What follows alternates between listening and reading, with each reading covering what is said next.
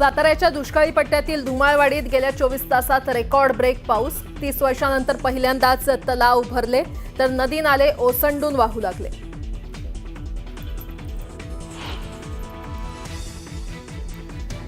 सांगलीच्या कडेगाव, खानापूर आणि तासगाव तालुक्यात जोरदार पाऊस। दुष्काळी पट्ट्यातून वाहणारी येरळा नदी दुथडी भरून वाहण्यास सुरुवात।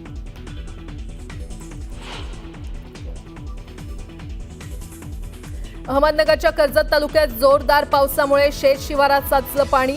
नदी नाले तुडुंब भरून वाहू लागल्यानं जनजीवन विस्कळीत।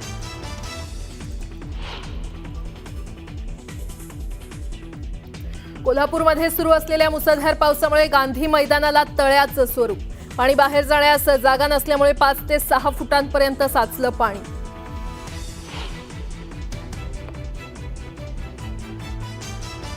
बारामती आणि इंदापूरमध्ये पावसामुळे मोठं नुकसान। उपमुख्यमंत्री अजित पवारांकडून पहाटेच नुकसानग्रस्त भागाची पाहणी।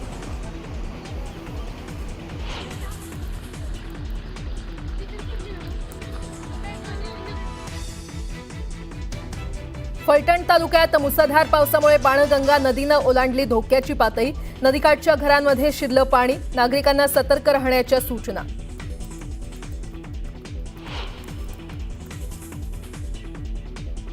सोलापूर आणि सांगलीतही मुसळधार पाऊस। चंद्रभागा नदीची पाणी पातळी वाढल्यानं ब्रिटिशकालीन पूल पाण्याखाली, तर कृष्णा आणि वारणा नदीच्या पाणी पातळीमध्ये वाढ।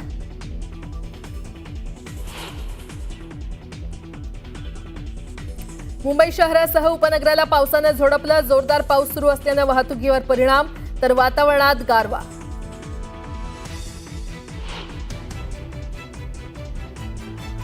मुंबई शहर आणि उपनगरात सुरू असलेल्या पावसाचा लोकल सेवेला फटका। मध्य रेल्वेची वाहतूक 20 मिनिटं, तर पश्चिम रेल्वेची वाहतूक 10 मिनिटं उशिरानं। प्रवाशांना फटका।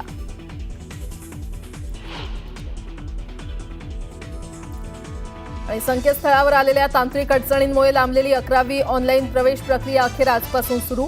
नाव नोंदणीसह महाविद्यालय पसंतीक्रम भरण्याची सुविधा उपलब्ध होणार।